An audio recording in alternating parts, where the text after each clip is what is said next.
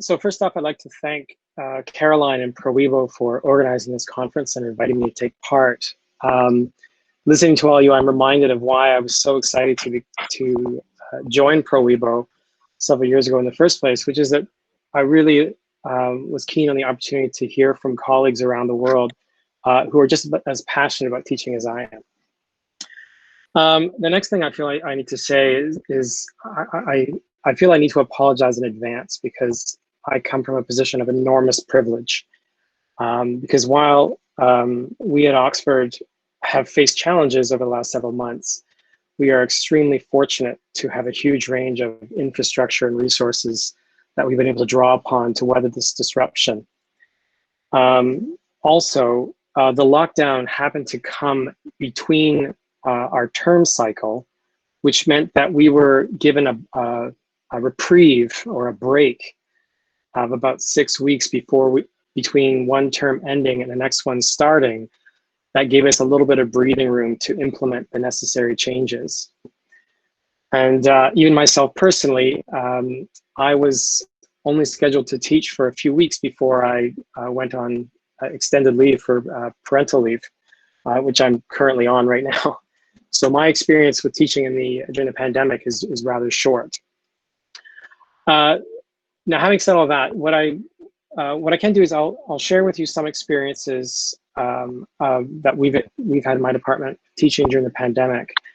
And the idea that I'd like to advance is that while this situation has definitely been challenging, it has also provided a unique opportunity to innovate and to rethink how we teach higher education. So my department is the Department of Experimental Psychology, and we have about 250 students divided across 3 years. They receive large lectures of about 60 to 70 students per, smaller tutorials of about 2 to 3 students per group, and then practical labs where we have to teach about 60 to 70 students. So when the lockdown occurred, we, as a faculty, we quickly came together and decided how are we going to deliver this content in this new environment. Sorting out the lectures and the small group teaching was perhaps the easiest. To pre-record our lectures, and these would be posted online in advance for the students to digest. And then the small group teaching would take place using Teams or Zoom or WhatsApp, any sort of online chat forum. The practical work, which is my particular responsibility, required a little bit more thought, but and sacrifice. We had to cancel some labs outright because, as people have commented already, certain topics just cannot be taught online. And for the rest, we moved to computer-based exercises, and this presented its own sort of, now in the context of our discussion, rather minor challenges with students gaining access to the right software and installing it properly and being able to access it at the right times, etc. But this proved to generate minor inconveniences in the grand scheme of things. Most students were able to complete the exercises successfully and download the software as needed. I would say that the biggest challenge with all forms of teaching that we've faced are this. One is how to maintain student engagement when, as some of my colleagues have already mentioned, that there are a number of distractions available when you're learning online and all these sorts of things. And two, how do we maintain the opportunities for direct interaction with the teaching staff, which I believe is really the foundation of any higher education experience.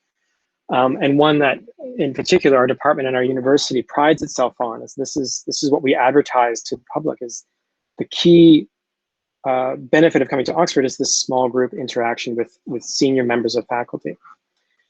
And I must admit that I don't think that we've addressed either of these to an acceptable level yet. So to address student engagement, actually, I don't think we've done very much at all. We could theoretically take attendance when we hold lectures to make sure that the students are attending the lectures. We can monitor with our environment how much time they spend watching the various videos and how much time they spend doing the online quizzes and discussion forums and stuff like that.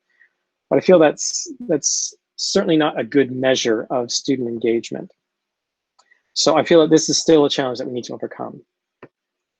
And secondly, the direct interactions. This has also been a bit of a challenge, but was one that was definitely on the forefront of our minds when we were redesigning our course content. We tried as much as possible to ensure that every student had the opportunity to have small group discussions with either a teaching assistant, a postdoc, or a faculty member at several times throughout the week, and for every exercise. But this isn't the same as having the opportunity to ask direct questions to the faculty. And the response from the faculty is, while they were certainly enthusiastic about engaging with the students, the demands on their time would just be too overwhelming. It's one thing to hold a 1 hour or 2 hour lecture and ask students, give the opportunity to have questions from students. It's another thing to have students submit questions at any point during the week and have that faculty member expected to respond in a timely manner when questions might be coming at all hours.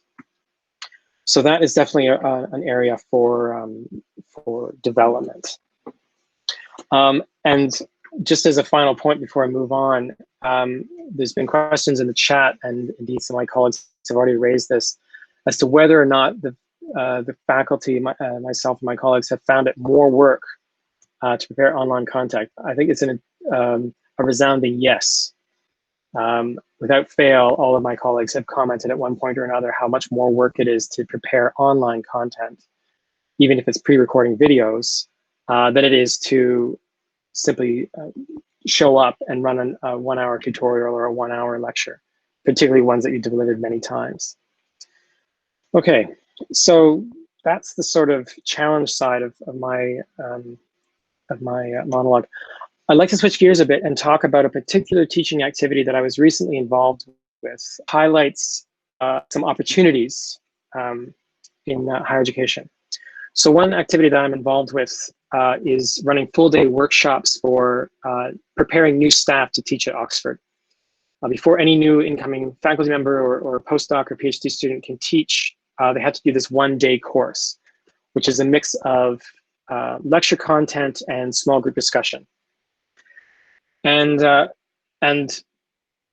we were scheduled to give one of these workshops for 40 students just before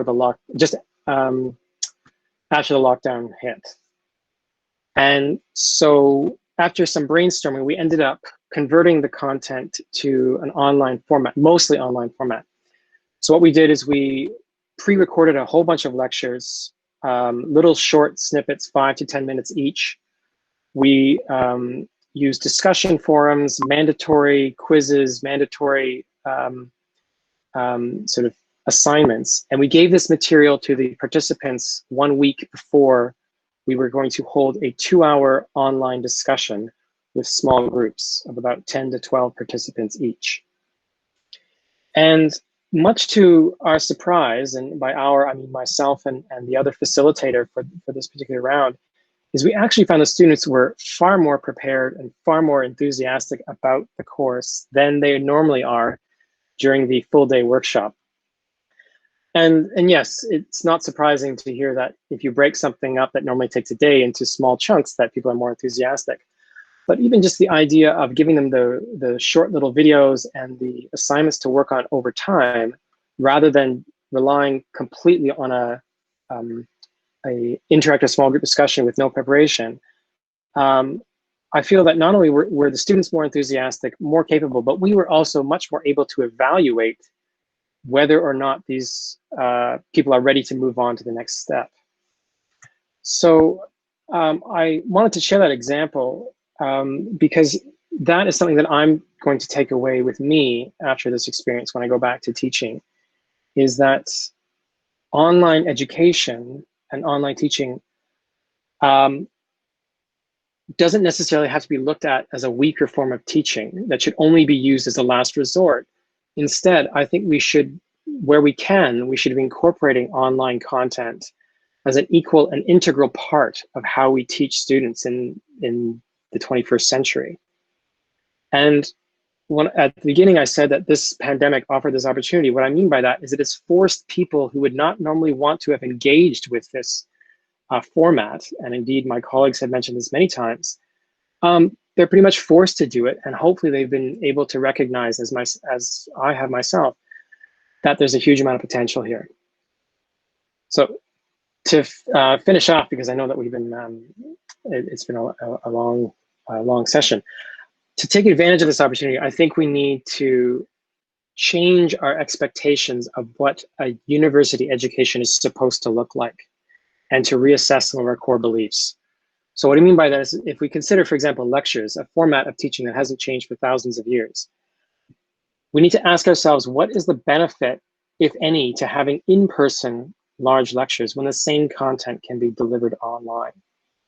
For example, our own students have repeatedly asked us for lectures to be recorded so that they can review them later on. And in my experiences of Q&A and large lectures, most students are too intimidated to ask questions anyway, and they usually save it for another more personal forum, if available. And finally, online lectures, it has provided us with the opportunity to address, for example, students with special needs, who may, of all sorts of varieties. So in short, perhaps it's time for us to at least complement this didactic form with something a little more interactive and modern. But as I said, this requires us all, both students and faculty, to rethink and reassess what we consider to be the typical university experience. I know that with my own students, there has been some resistance because they have this expectation of what higher education looks like. When they visualize it, they think of themselves in a large lecture theater with somebody at the front talking at them for long periods of time.